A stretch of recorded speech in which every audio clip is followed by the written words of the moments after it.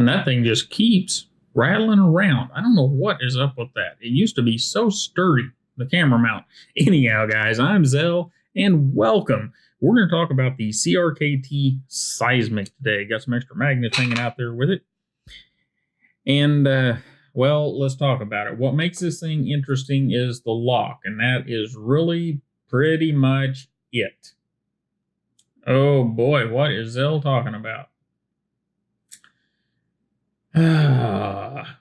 Well, let's see. Flavio Acoma, and I don't know how to pronounce his name, so you guys can spell it all out for me and cuss me in the comments. I generally like his designs. And this one's no different. It's a big, beefy, kind of ugly. We've had a big rash of big, beefy, extra beefy knives here recently, and this is no different. And it is a good one as far as ergonomics go. There are some things that I would change that we'll talk about later. And it's got a cool lock system on it. And it works well. So, it is on bearings, which is kind of hard to believe the way it works, but it is on bearings. And, well, okay.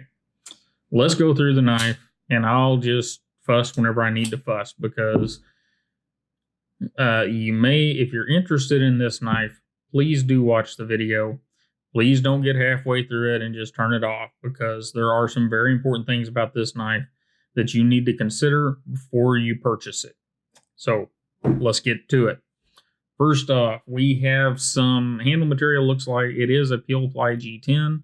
It has been milled out in several places. And the overall look is good. I like the look. We've got this huge pivot, which goes with the Deadbolt system.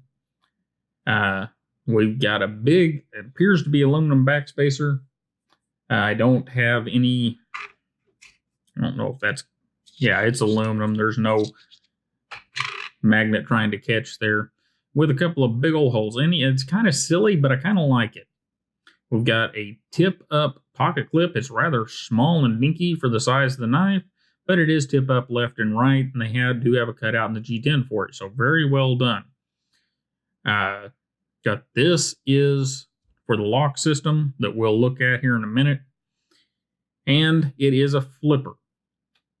Pretty nice. Let's get the blade out, and this is nearly a 4-inch blade. They mark it at 3.969 or 100.81 millimeters. Flat ground, not very thin behind the edge, unless I'm horribly mistaken. Yeah. And I know I go like every different direction on this, and a lot of you probably don't understand why, and I don't know that I can truly explain why. But whenever we talked about the Plague Doctor, where'd the Plague Doctor go? This big old guy. It was under 20,000, so it was like 17 or 18 thousandths all the way down, which is beautiful if you want to slice things up. And this one is, what did we just get? Like 25, 30,000, something like that. Okay, there we go. Nearly 30 thousandths. I'm not going to fuss about that, but I will say on this low grind, saber grind knife and the flat grind, that is getting kind of wide if you're expecting people to carry it every day. Now, if all you're expecting people to do is go out and, I don't know, stab people or something, which hopefully they're not thinking that, then I suppose it's okay. However, whenever we talk about the steel, which we should probably do, this is more of that 1.4116 at around 56 HRC. Whenever you have a steel like that, having the wider bevel is probably a better idea because it has more steel behind it to hold your apex. So there you go. Is it good? Is it bad? I don't know. And I don't, this is a loaner from CRKT, so I'm not going to have it long enough to really dig into that steel again. And I'll be quite honest with you, I don't want to dig into that steel again. My experience with it the first round was not good. From cold steel, I believe. And it was enough that I just understand that I don't care for it. So, moving on along, let's do some size comparison. This is a big old knife. but it's not huge like the Plague Doctor. We'll put the Plague Doctor out there. It's got a good look to it. I do like the look of this thing. You know, what else we got here? We got our SMF. Excuse me. That is the big Strider. And I always say it like that because I don't want you to think it's an SNG, because the SNG is quite a bit smaller. There's your Leon Racer, another 4-inch knife. And we will get a couple of Todd knife and dual knives out here. There's a Roxy 4. And here is a Malware. There we go. It is a big knife. It's a thick knife. That's a left-handed knife. About tripped me up. So let's get some of those measurements off of it. We're about 0.6 thick, which is about 15.5 millimeters. Not too bad. We already know the blade is nearly 4 inches long. And what else do we want? Somebody's going to want this measurement here. And that's 106 millimeters over 4 inches, 4.2 inches approximately. So plenty of room for big meaty paws. Back to the blade for a second. I just noticed this. They missed a little bit. Not bad. And the blade is a good looking blade. I like what CRK's doing there with the finish. The kind of polished belt finish. It's kind of boring when they do it over the whole blade, all the swedge work and everything. But it is. As far as jimping and comfort goes, we got a little, that's office friendly jimping there. That's pretty much office friendly all the way around. And then you stick it in your hand and all the office friendly goes away. You can do anything you need to with it. Drop it and poke yourself. And all of this right here is sharp cut. It is not awful. It is not something that's going to make making a few cuts bad, but it's something that if you were going to use this knife a lot during the day, would not be good. I mean, look here what they've done. I don't know if I can get that where you can see it really good. There we go. That actually bumps out. Who thunk that up? Anyhow, bit sharp right through there, bit sharp there, bit sharp right in there. And of course, up here too. That one isn't too bad, but that one is. So, you know, the chamfer monster or the fillet monster did not get to this knife at all. Well, it did back here, all the way back there where your hand can't get to. And it did up here where you're not holding on to it. But overall, the fillet monster missed the knife. And you needed to make a stop. Now, the lock system. That's what everybody came here for. And it's the most exciting part of the knife. And it's good. It's really, really good. This lock system needs to make it to more knives. It's not terribly complicated in the way it works. And, well, here.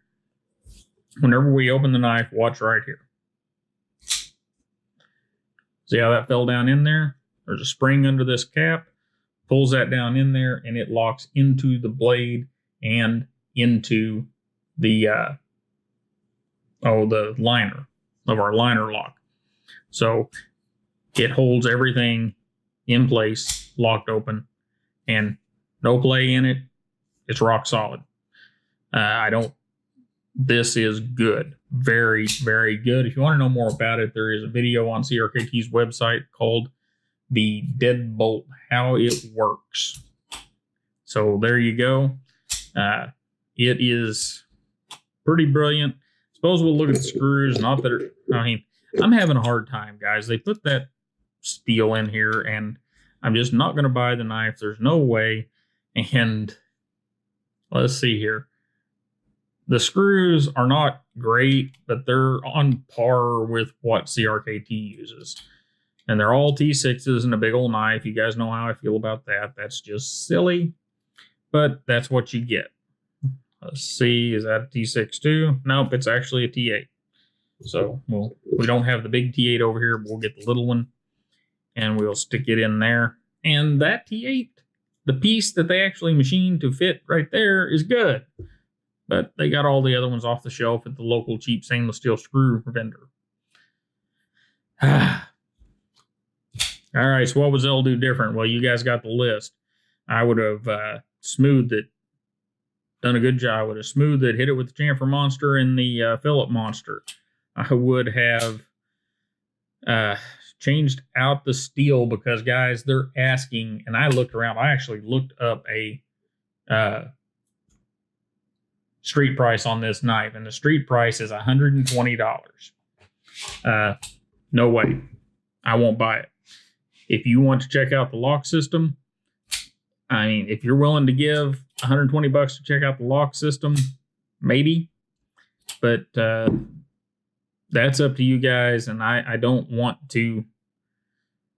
Well, just put it like this. There are very few knives that I have not recommended, and all of a sudden they're all coming from CRKT for one reason or another.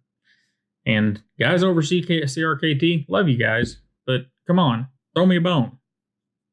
You know, throw me some more pillory goodness or something, or pilar. Excuse me, everyone, pilary goodness. You know, never mind. Not even gonna go there. Think about what you're doing, guys over CRKT, whenever you do these, because you took what could have been a beautiful large knife and you just didn't finish it. That's it. And then you put a huge price tag on it. Dadgum cool lock, though. Bring that to some better knives, because that's going to be awesome. Anyhow, I'm going to stop it there before I rant on them too much. You guys have a wonderful day. This has been the CRKT Seismic, designed by Flavio Acoma, and it has the Deadbolt Lock, which the Deadbolt Lock, guys, is actually very, very cool. The rest of the knife, the design is cool, but there's something lost in translation there. Have a good day, everybody, and I'll see you next time.